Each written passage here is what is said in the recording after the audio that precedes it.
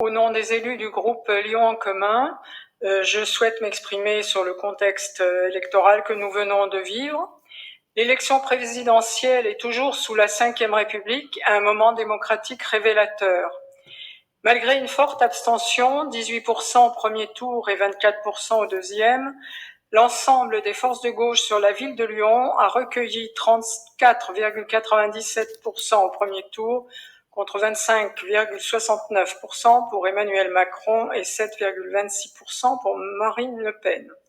Ce sont d'abord les quartiers populaires et classes sociales victimes de la politique néolibérale du président Macron qui se sont exprimés pour une plus grande justice sociale, des services publics plus efficaces, tournés vers nos concitoyens et concitoyennes les plus en difficulté. Les élus de Lyon en commun prendront en compte cette espérance exprimée au premier tour au fil de leur mandat municipal dans le cadre des compétences qui sont les leurs. Ils seront attentifs aux demandes des habitants, habitantes pour l'amélioration de leur vie quotidienne, de leurs services publics et de leur cadre de vie.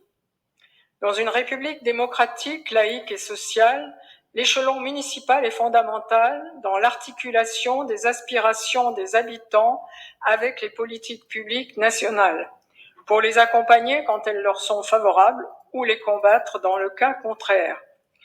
Les élus LIEC feront entendre la voix des plus faibles, de ceux et celles qui sont en difficulté, vivant dans nos quartiers des minima sociaux ou de petits salaires, familles monoparentales ou retraités, pour lesquels la solidarité de proximité est parfois vitale.